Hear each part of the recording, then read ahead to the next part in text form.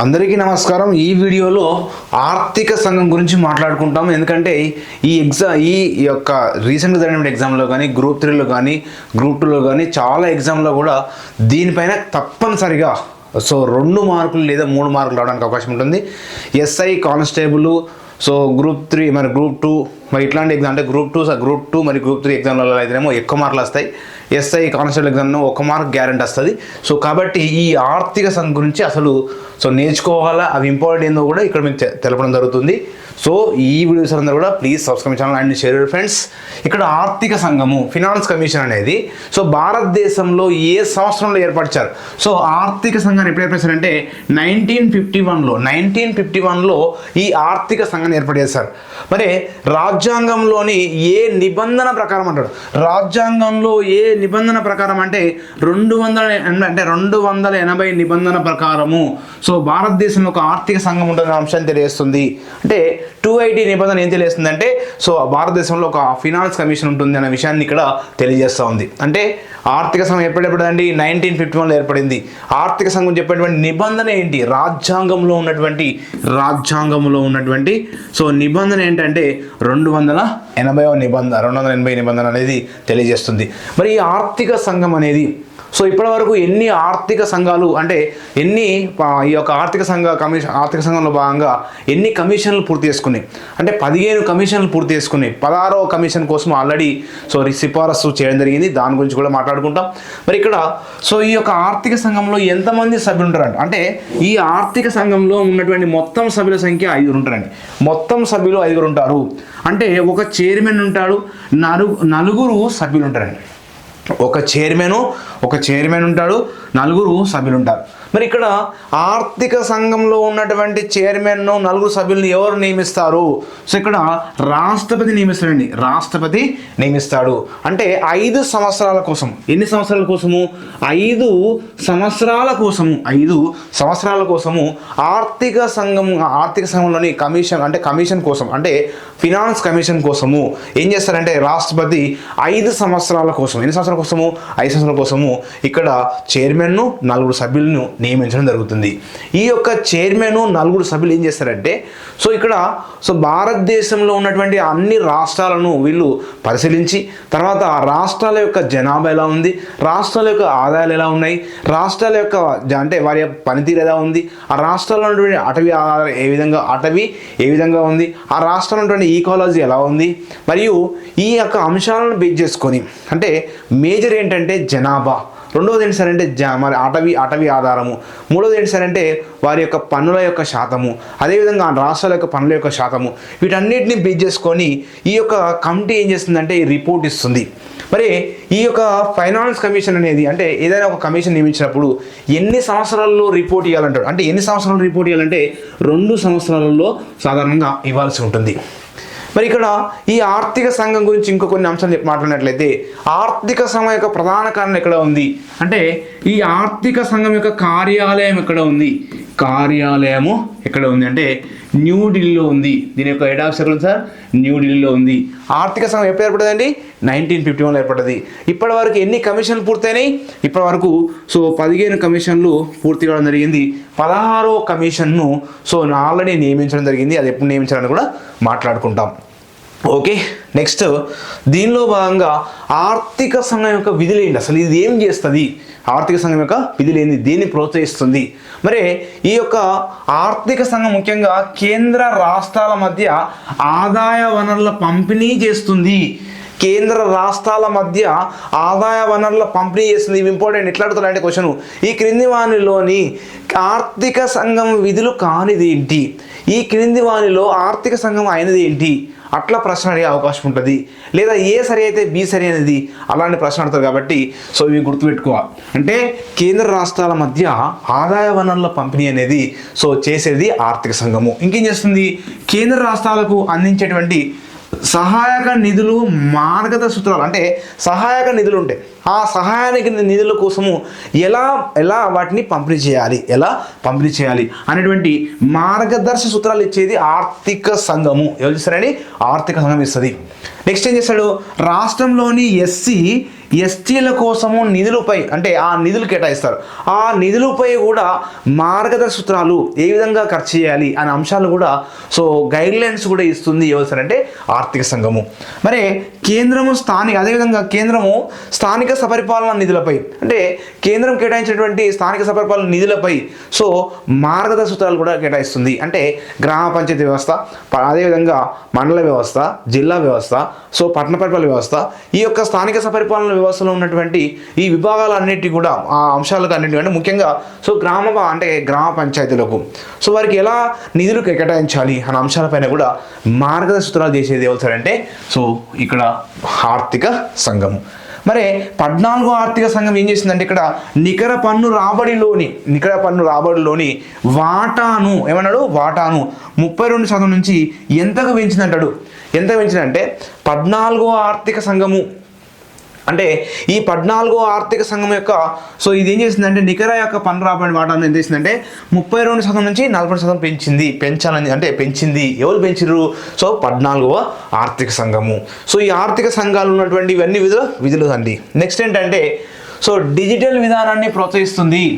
Digital లావాదేవీలు, internet లావాదేవీలు, అదేవిధంగా సో మనము జరిగేటువంటి ద్రవ్య విధానాలు కూడా అన్ని ఆన్లైన్ పేమెంట్స్ విధానాన్ని ప్రోత్సహించడం సరే అంటే ఆర్థిక సంఘము. మరి ఇంకా ఏం చేస్తుంది సార్? ఏం చేస్తుంది అంటే easy of doing business so రాష్ట్రాల మధ్య ఉన్నటువంటి సో జరిగేటువంటి వ్యాపార లావాదేవీలు కానీ రాష్ట్రాల మధ్య జరిగేటువంటి లావాదేవీలు కానీ so easy of doing business కూడా వాటిని పర్యవేక్షిస్తుంది. సో వాటిని ప్రోత్సహిస్తూ ఉంటుంది. మరియు పారిశుద్ధ్యము, ఘన వ్యర్థాల యొక్క నిర్వహణను కూడా నిర్వహిస్తుంది. వాటి నిర్వహణ ఎలా ఉంది అనే అంశాన్ని కూడా పరిశీలిస్తుంది. వాటిని తగ్గించేటువంటి ప్రయత్నం చేస్తుంది. నెక్స్ట్ ప్రభుత్వ పథకాలు అంటే సో గవర్నమెంట్ స్కీమ్స్ను పకడ్బందీగా అమలయ్యే విధంగా, అవినీతి లేకుండా జరిగేటువంటి అమలయ్యే విధంగా ఇది మార్గదర్శక సూత్రాలు చేస్తుంది. అంటే గవర్నమెంట్ సెంట్రల్ గవర్నమెంట్ స్కీమ్స్ ఉన్నాయి, స్టేట్ గవర్నమెంట్ స్కీమ్స్ ఉన్నాయి, వాటిని ఎలా నడిపించాలి, ఎలా ప్రజలకు అందించాలన్న ఉద్దేశాలు కూడా ఇక్కడ మార్గదర్శనాలు కూడా ఎవరిస్తారు సార్ అంటే మన ఆర్థిక సంఘము తెలియజేస్తుంది. మరి ఇంకేం చేస్తుంది? రెవెన్యూ లోటు సో గ్రాంట్ల ఆవశ్యకతను సమీక్షించుతుంది. అంటే రెవెన్యూ లోటు విధానం ఎలా ఉంది, దానిలో ఉన్నటువంటి ఎంతవరకు లోటు ఉంది, అదేవిధంగా గ్రాంట్ల యొక్క ఆవశ్యకత సో గ్రాంట్ ఇన్ ఎయిడ్స్ యొక్క వాటిని కూడా ఏ విధంగా సో పంపిణీ చేయాలా, వాటిని ఏ రాష్ట్రాలకు ఎంత ఇవ్వాలి అనే అంశాలు కూడా సో వాటిని సమీక్షిస్తుంది. మరి పన్నుల పంపిణీలో జనాభా అనేది కీలక పాత్ర వహిస్తుంది. అంటే ఇక్కడ సో పన్నుల పంపిణీలోని అంటే వాటి ట్యాక్స్ వాళ్ళకి ఇచ్చేటువంటి విధానంలోను మరియు నిధులు కేటాయించేటువంటి సమయంలో ఏది ప్రధాన పాత్ర వహిస్తుంది అంటే జనాభా అనేది ప్రధాన పాత్ర వహిస్తుంది అనే అంశం గుర్తుపెట్టుకోవాలి. ఇవి విధులు, ఇవన్నీ కూడా ఇంపార్టెంట్ అండి. ఇవి రాసుకునేటువంటి ప్రయత్నం చేయండి. ఎందుకంటే షార్ట్ కట్ రాశాను, వాటిని మీరు గుర్తుపెట్టుకోవాలి. ఇవి రాసుకుంటే చాలా గుర్తుండే అవకాశం ఉంటుంది. ఓకేనా? నెక్స్ట్ మరి ఇక్కడ ఎగ్జామ్లో ఎలాంటి క్వశ్చన్ అడుగుతున్నాడు అసలు దీని మీద అడిగేటువంటి క్వశ్చన్లో విధుల మీద క్వశ్చన్ అడుగుతున్నాడు. సో అసలు ఈ ఆర్థిక సంఘము ఎప్పుడు ఏర్పడింది? సో 1951 ఏర్పడింది, అందరూ తెలిసింది. సో ఏ ఆర్టికల్ అంటే 280 నిబంధన అంటే 280 నిబంధన ప్రకారము సో ఈ యొక్క ఆర్థిక సంఘం ఉంటుంది. భారతదేశంలో ఒక ఆర్థిక సంఘము ఉంటుంది. మరియు రాష్ట్రాలకు కూడా ఆర్థిక సంఘం ఉంటుంది, రాష్ట్ర ఆర్థిక సంఘం ఉంటుంది. ఎవరు నియమిస్తారు? రాష్ట్రాల్లో అయితే గవర్నర్ నియమిస్తాడు. మరి దేశంలో అయితేనేమో సో రాష్ట్రపతి నియమిస్తాడు. ఆర్థిక సంఘ చైర్మన్ కానీ ఆ సభ్యులందరినీ కూడా సో ఎవరు నియమిస్తారంటే అక్కడ రాష్ట్రపతి నియమిస్తాడు.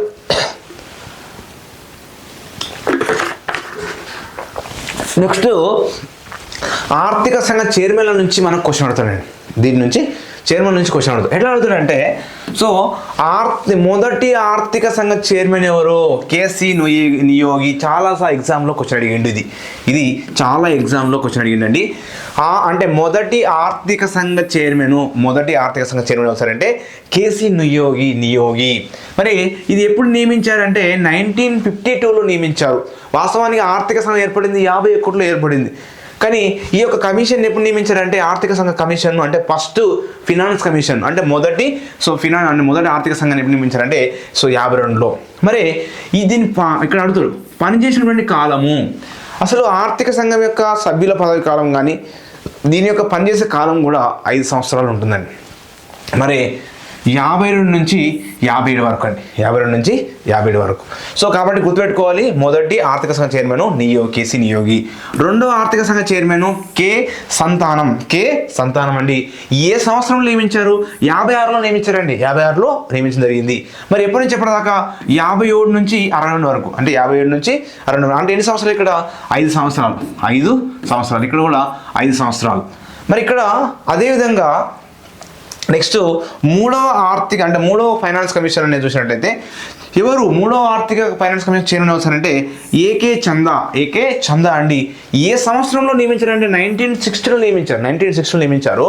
సో ఇక్కడ ఈ కాలం చూసినట్లయితే 62 నుంచి 66 వరకు అండి, 62 నుంచి 66 వరకు. నెక్స్ట్ నాలుగో ఆర్థిక సంఘం. సో నాలుగో ఫైనాన్స్ కమిషన్ను ఎప్పుడంటే దీని యొక్క చైర్మన్ చూసినట్లయితే పివి రాజమన్నారు. ఎవరండి? పివి రాజమన్నారు. ఏ సంవత్సరంలో నియమించారు? 1964లోని దీన్ని నియమించారు. ఎప్పటిదాకా అంటే ఎప్పటి నుంచి ఎప్పటిదాకా పనిచేసింది? 66 నుంచి 69 దాకా, 66 నుంచి 69 దాకా. అంటే ఇక్కడ నియమించింది వేరే ఉంటుంది, ఇక్కడ పనిచేసిన కాలం అంటే. సో ఇక రిపోర్ట్ ఇచ్చిన తర్వాత ఆ తర్వాత ఇది పనిచేస్తారంట, రిపోర్ట్ ఇస్తుంది. అంటే ఈ రాష్ట్రాలకి ఎన్ని నిధులు ఇవ్వాలి, సో అంటే ఎక్కువ జనం ఉన్న రాష్ట్రాలకు ఎంత ఇవ్వాలి, నిధులు ఇవ్వాలి అనే అంశం పూర్తిగా రిపోర్ట్ ఇస్తుంది. ఆ రిపోర్ట్ అంటే ఎన్ని గ్రాంట్లు ఇవ్వాలి, ఎన్ని నిధులు ఇవ్వాలి అనే అంశాల ఆధారంగా రిపోర్ట్ ఇచ్చిన తర్వాత అది ఆ 5 సంవత్సరాల పాటు పనిచేస్తూ ఉంటుంది. నెక్స్ట్ ఇక్కడ 5వ ఫైనాన్స్ కమిషన్ యొక్క చైర్మన్ వచ్చారంటే మహావీర్ త్యాగి. ఏ సంవత్సరంలో ఫైనాన్స్ అంటే 5వ ఫైనాన్స్ కమిషన్ నియమించారంటే 1968లో నియమించారు. 69 నుంచి 74 దాకా పనిచేసింది. సో మీరు గుర్తుపెట్టుకోవాలండి కంపల్సరీ 1, 2, 3 అంశాలు మ్యాక్సిమం 1 to 3 వరకు గుర్తుపెట్టుకోవాలి. సో గ్రూప్ 2 వాళ్ళు కంపల్సరీగా ఈ మొత్తం పేర్లు అంటే 15 పేర్లు 16 పేర్లు అంటే 16 కమిషన్ల యొక్క పేర్లు గుర్తుపెట్టుకోవాలి, వాటి కాలం కూడా గుర్తుపెట్టుకునే ప్రయత్నం చేయాలి గ్రూప్ 2 వాళ్ళు. సో మామూలుగా ఎస్ఐ కానిస్టేబుల్ వాళ్ళు అయితేనేమో సో మొదటి వాళ్ళు లాస్ట్ వాళ్ళు గుర్తుపెట్టుకోవాలి కాబట్టి సో అది చాలా ఇంపార్టెంట్. ఫస్ట్ కేసీ నియోగి, రెండవ కమిషన్కు సంతానము, సో మూడవ కమిషన్కు చందా, పివి, నాలుగవ దానికి పివి రాజమన్నారు, 5వ దానికి సో మహావీర్ త్యాగి. నెక్స్ట్ 6వ కమిషన్ అంటే ఫైనాన్స్ కమిషన్కు సో ఎవరు కాసు బ్రహ్మానందం రెడ్డి అండి. ఎప్పుడు నియమించారంటే 1972లో నియమించారు.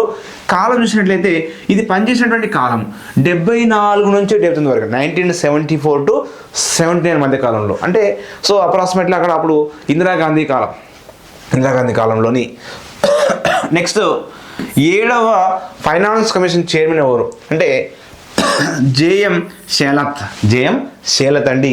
సో ఏ సంవత్సరంలో నియమించారంటే సో ఇక్కడ 1977లోని సో ఇక్కడ చూసినట్టయితే 1977లో నియమించారండి. 79 నుంచి 84 వరకు ఈ యొక్క 7వ ఆర్థిక సంఘం యొక్క అంటే దాని యొక్క 7వ సంఘం యొక్క ఆర్థిక సంఘం అనేది పనిచేసిన కాలం అంటాడు 1979 to 84. సో చైర్మన్ ఎవరు? జేఎం శేలత్. మరి 8వ ఫైనాన్స్ కమిషన్ అంటే 8th ఫైనాన్స్ కమిషన్ యొక్క చైర్మన్ చూసినట్లయితే వైబీ చవాన్. మరి ఏ సంవత్సరంలో నియమించారంటే 8th ఫైనాన్స్ కమిషన్ను 83లో నియమించారు, 1983లో నియమించారు. సో ఏ కాలం వరకు అంటే 1984 నుంచి 89 వరకు. సో గ్రూప్ 2 వాళ్ళు ఇవన్నీ గుర్తుపెట్టుకోవాలండి. నెక్స్ట్ సో 9వ ఏంటి సార్ అంటే ఎస్కేపి సాల్వే. సో 9వ ఫైనాన్స్ కమిషన్ యొక్క చైర్మన్ ఎవరో ఎస్కేపి సాల్వే. ఏ సంవత్సరం నియమించారు? ఇది 87లో నియమించారు. ఏ సంవత్సరం నుంచి ఇది పనిచేసింది? 89 నుంచి సో 1999 నుంచి 95 మధ్య కాలంలో ఇది పనిచేసింది. మరి 10వది అండి. సో 10వది కేసీ పంత్ 1992 నుంచి సో ఇది 1992లో ఇది నియమించబడింది. ఎప్పటి నుంచి పనిచేసింది అంటే 1995 నుంచి 2000 మధ్య కాలంలో పనిచేస్తుంది. అంటే సో 5 సంవత్సరాలు అక్కడ పనిచేసింది, 5 సంవత్సరాలు. మరి 11వది సో 11 చూసినట్లయితే సో ఏఎం ఖుస్రో అండి 1998లో నియమించబడిన ఈ అంటే ఈ యొక్క కమిషన్ 11వ ఫినాన్స్ కమిషన్ను అంటే 11th ఫినాన్స్ కమిషన్ను ఏ సంవత్సరంలో నియమించారంటే 1998 నియమించారు. ఏ సంవత్సరం చేసిన వరకు అంటే 2000 నుంచి 2005 వరకు పనిచేసింది. 2000 నుంచి 2005 వరకు పనిచేసింది.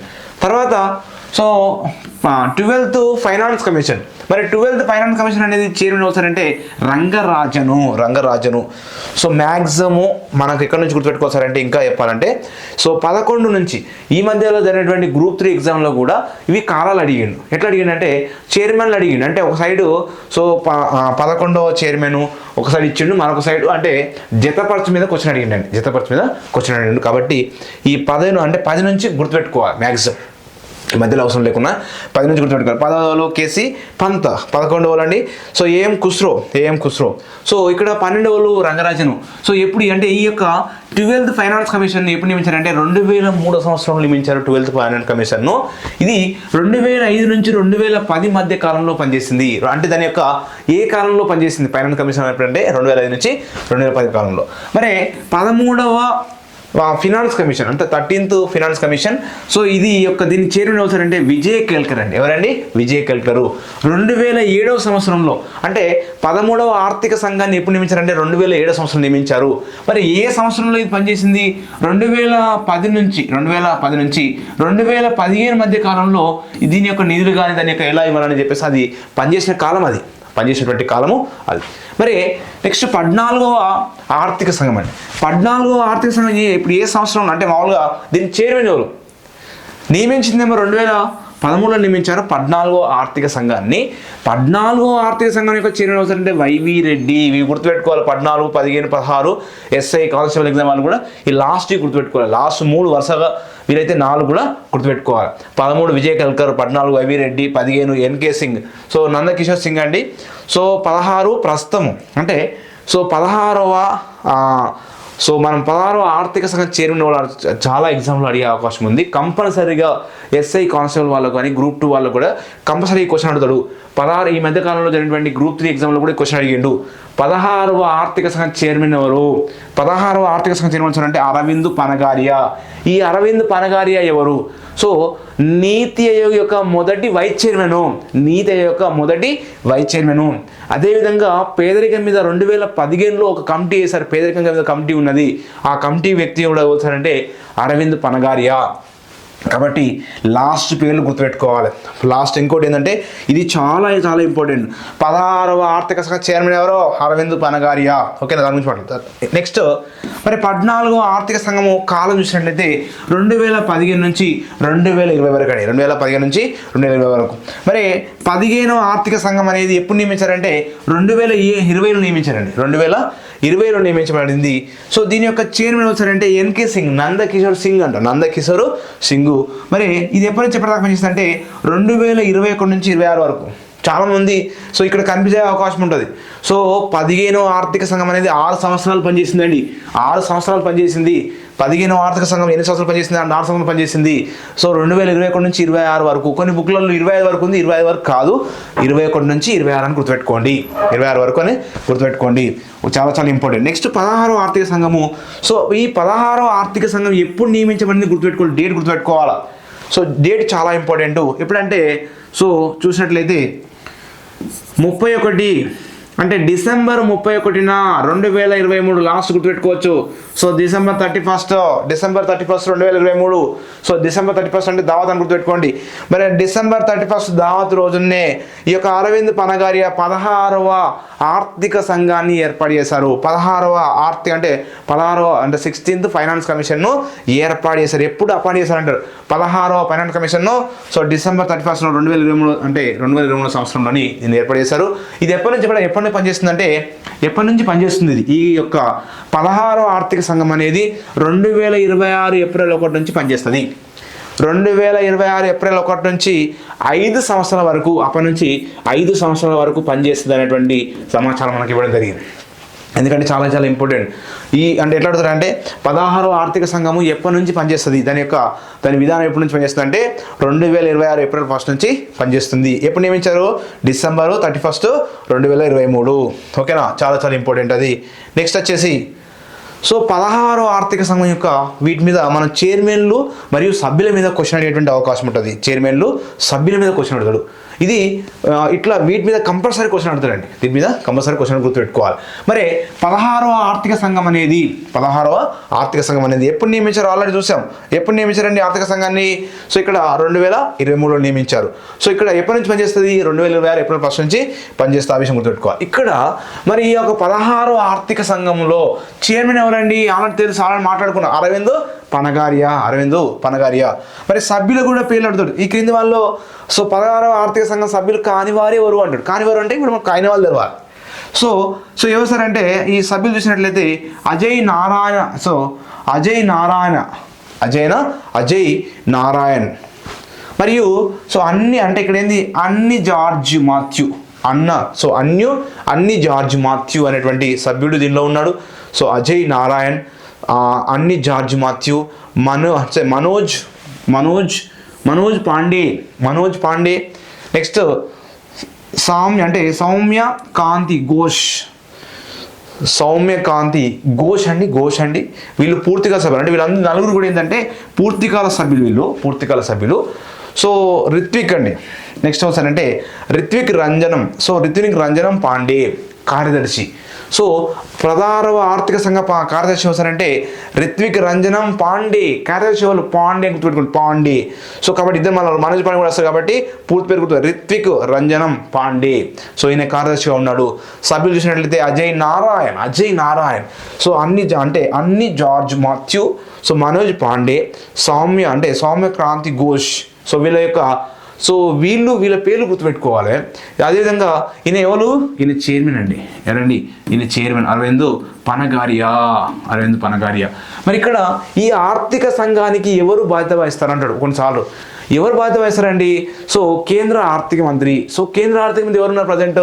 సో నిర్మలా సీతారామను. కాబట్టి నిర్మలా సీతారామన్ దీనికి పూర్తి బాధ్యత వహిస్తుంది. ఒకసారి వీళ్ళ ఫోటోలు కూడా చూసేటువంటి ప్రయత్నం చేద్దాం.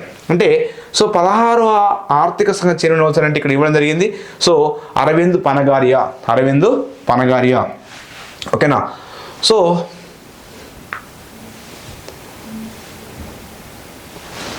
అరవింద్ పనగారియా అండి. చూడొచ్చు ఇక్కడ మనం దీనికి సంబంధించినటువంటి సో అంశాలు కూడా ఇక్కడ చూడొచ్చు. అరవింద్ పనగారియా. ఓకే. సో అదేవిధంగా దీనిలో ఉన్నటువంటి సభ్యులు కూడా మనకు ఇవ్వడం జరిగింది. ఫైనాన్స్ కమిషన్లో ఉన్నటువంటి 16వ ఆర్థిక సంఘం ఉన్నటువంటి దానిలో సభ్యులు కూడా ఇవ్వడం జరిగింది. ఆ సభ్యులు కూడా మనము సో మన ఫొటోస్ వాళ్ళ పేర్లు కూడా మనము చూసేటువంటి ప్రయత్నం చేద్దాం. సో ఓకే, ఇది ఫోటోలు రావట్లేదు, నెట్ రావట్లేదు, రైట్. ఓకే. సో ఇది ఈ 16వ ఆర్థిక సంఘం చైర్మన్లు మరియు సభ్యుల యొక్క పేర్లు. ఓకేనా? నెక్స్ట్ వచ్చేసి మనకు ఇంకా ఇంపార్టెంట్ ఏంటి సార్ అంటే 15వ ఆర్థిక సంఘము సో సో వెయిటేజ్ అడుగుతుంది. ఇట్లా ఈ పర్సంటేజ్ గుర్తుపెట్టుకోవాలండి. ముఖ్యంగా ఈ గ్రూప్ 2 వాళ్ళు ఈ పర్సంటేజ్ గుర్తుపెట్టుకోవాలి. సో వెయిటేజ్ని బేస్ చేసుకొని వాళ్ళు సో ఇక్కడ నిధులు కేటాయిస్తారు. 15వ ఆర్థిక సంఘం ఏం చెప్పిందంటే ఒక వెయిటేజ్ను మనకు విడుదల చేస్తుంది. సో ఈ మొత్తం కలిపితే ఏం సార్ అంటే 100% ఉంటుంది. అంటే 100% సో నిధులను ఇవ్వడం జరుగుతుంది. అంటే జనాభాను 15% చూస్తుంది. సో జనాభా వెయిటేజ్ 15% ఉంటుంది. విస్తీర్ణము అనేది 15% వెయిటేజ్ ఉంటుంది. సో అటవీ మరియు ఈకోలాజీ అంటాడు. అంటే పర్యావరణము, అటవీ మరియు పర్యావరణము ఇది 10% తీసుకుంటాడు. సో ఆదాయము సో ఇన్కమ్ సోర్సెస్ ఏముంది? ఇన్కమ్ సోర్సెస్ అంటే ఇంగ్లీష్లో ఇన్కమ్ సోర్సెస్ అంటాడు. 45% తీసుకుంటాడు ఇన్కమ్ సోర్సెస్. నెక్స్ట్ పన్నులు అంటే సో ట్యాక్స్ ఇన్ఫో అంటాడు. ట్యాక్స్ ఇన్ఫోలో 2.5% తీసుకుంటాడు. జనాభా మరియు వాటి యొక్క పనితీరు సో డెమోగ్రాఫిక్ వాటి యొక్క పనితీరు అంటాడు. 12.5% తీసుకుంటాడు. అంటే ఇది వెయిటేజ్. 15వ ఆర్థిక సంఘము ఏ విధంగా నిష్పత్తిని అంటే 100% నిష్పత్తిని ఎలా వెయిటేజ్ తీసుకుంది అంటాడు. సో అందులో జనాభాకి ఎంత శాతం వెయిటేజ్ ఇచ్చింది అంటాడు. సో జనాభాకి ఎంత ఇచ్చిందండి? 15% వెయిటేజ్ ఇచ్చింది. విస్తీర్ణానికి 15% అంటే సో గుర్తుపెట్టుకోవచ్చు. జనాభా విస్తీర్ణానికి సేమ్ పర్సంటేజ్. మరి ఇక్కడ జనాభా పనితీరుకు 12.5 ఇచ్చాడు. సో అత్యధికంగా దేనికి ఇచ్చాడు? సో ఇన్కమ్ సోర్స్కి ఇచ్చాడు. అంటే సో ఇక్కడ ఆదాయం యొక్క సోర్స్కు ఇక్కడ ఎంత ఇచ్చాడంటే సో 45% ఇచ్చిండు. 45% ఇవ్వడం జరిగింది. ఓకేనా? అది చాలా ఇంపార్టెంట్. సోర్సెస్ గుర్తుపెట్టుకోవాలి. నెక్స్ట్ ఇవి చాలా ఇంపార్టెంట్ అండి. ఏంటంటే 13వ ఆర్థిక సంఘం కొన్ని రిపోర్ట్ ఇచ్చింది. ఆ రిపోర్ట్లో ఏం చెప్పిందంటే 13వ ఆర్థిక సంఘం అండి విజయ్ కేల్కర్, ఓకేనా, 13వ ఆర్థిక సంఘం విజయ్ కేల్కర్. సో ఇక్కడ ఈ యొక్క విజయ్ కేల్కర్ చైర్మన్ ఉన్నటువంటి ఆ యొక్క కమిటీ ఏం చెప్పిందంటే రాష్ట్రాలకు కేంద్రం నుంచి వసూలయ్యేటువంటి పన్నుల్లో, రాష్ట్రాలకు ఎక్కడి నుంచి, కేంద్రం నుంచి, అంటే రాష్ట్రాలకు కేంద్రం నుంచి వచ్చేటువంటి అంటే వసూలయ్యేటువంటి పన్నులలో ఎక్కడి నుంచి వసూలవుతున్నాయి, రాష్ట్రాలకు కేంద్రం నుంచి వసూలయ్యేటువంటి పన్నులలో ఎంత వాటా ఇవ్వాలన్నారు, 32% వాటా ఇవ్వాలని చెప్పింది. రాష్ట్రాలకు ఎంత ఇవ్వాలి అంటే కేంద్రం నుంచి వసూలైన పన్నులు, ఆ వసూలైన దాంట్లో 32% వాటా ఇవ్వాలని ఎవరు చెప్పారు, 13వ ఆర్థిక సంఘం చెప్పింది. అదేవిధంగా 14వ ఆర్థిక సంఘం ఏం చెప్పిందంటే రాష్ట్రాలకు కేంద్రం నుంచి ఎక్కడి నుంచి వసూలవుతున్నాయి, కేంద్రం నుంచి వసూలయ్యేటువంటి పన్నులలో సో ఎంత శాతం ఇవ్వాలని చెప్పిందంటే 42% ఇవ్వాలి. అంటే కేంద్రం పన్నులు వసూలు చేస్తుంది, ఆ పన్నులలో రాష్ట్రాలకు ఎంత ఇవ్వాలి, 42% వాటాని ఇవ్వాలి అని చెప్పింది. తర్వాత 15వ ఆర్థిక సంఘం ఏం చెప్పిందంటే సో రాష్ట్రాలకు కేంద్రం నుంచి వసూలైనటువంటి అంటే కేంద్రం నుంచి వసూలైనటువంటి పన్నులలో, రాష్ట్రాలకు కేంద్రం నుంచి ఉన్నటువంటి వసూలయ్యే పన్నులలో ఏం చేస్తుంది, ఇక్కడ 41% వాటాను ఇవ్వాలని చెప్పింది. సో 40% వాటాను ఇవ్వాలని చెప్పింది. కానీ ఇక్కడ ఒక శాతం తగ్గించింది, 1% తగ్గింది. మరి ఎక్కడ పోవాలి సార్ అంటే ఈ మిగిలినటువంటి 1% అనేది జమ్మూ అండ్ కాశ్మీర్ లడఖ్కు ఇవ్వాలని చెప్పినటువంటి కమిటీ చేస్తారంటే 15వ ఆర్థిక సంఘము. 15వ ఆర్థిక సంఘం యొక్క చైర్మన్ ఎవరండి, సో ఎన్కే సింగ్. 14వ ఆర్థిక సంఘం చైర్మన్ ఎవరండి, వైవి రెడ్డి. 16వ ఆర్థిక సంఘం చైర్మన్ ఎవరండి, సో అరవింద్ పనగారియా. సో కాబట్టి ఇది మోస్ట్ ఇంపార్టెంట్, ఇవి గుర్తుపెట్టుకోవాలి, ఈ యొక్క వెయిటేజ్ గుర్తుపెట్టుకోండి. నెక్స్ట్ 16వ ఆర్థిక సంఘం యొక్క చైర్మన్ సో ఎప్పటి నుంచి పనిచేస్తుందంటే 2026 ఏప్రిల్ 1 నుంచి ఇది ప్రారంభమవుతుంది. ఎన్ని సంవత్సరాలు పనిచేస్తుంది, 5 సంవత్సరాలు. ఇంకోటి ఈ ఆర్థిక సంఘం ఉన్నటువంటి సభ్యుల యొక్క పదవి కాలం ఎంత, 5 సంవత్సరాలు. కాబట్టి వీళ్ళ పేర్లు గుర్తుపెట్టుకోవాలి. తర్వాత ఏ యొక్క చివరిగా ఉన్నటువంటి కమిషన్లు అంటే సో 14 వైవిరెడ్డి, 15 ఎన్కే సింగ్, 16 అరవింద్ పనగారియా, వీళ్ళ పేర్లు గుర్తుపెట్టుకోండి. లాస్ట్ ఫస్ట్ వాళ్ళ పేరు గుర్తుపెట్టుకోవాలి. మొదటి ఆర్థిక సంఘ చైర్మన్ ఎవరు, కేసీ నియోగి. ఎప్పుడు నియమించబడింది, 1952లో. ఓకేనా, ఇది చాలా ఇంపార్టెంట్. నెక్స్ట్ వచ్చేసి ఏమేమి విధులు, దీని యొక్క విధులు ఏంటి, మరి ఇక్కడ నుంచి విధుల మీద క్వశ్చన్ కూడా అడిగే అవకాశం ఉంది కాబట్టి గుర్తుపెట్టుకోండి. ఎంతమంది సభ్యులు ఉంటారు, 5 మంది సభ్యులు ఉంటారు. ఎప్పుడు ఏర్పడేది, 1951 ఏర్పడింది. దీని కార్యాలయం ఎక్కడ ఉంది, న్యూఢిల్లీలో ఉంది. సో ఈ వీడియోస్ అందరూ కూడా please subscribe channel and share friends. Thank you to all.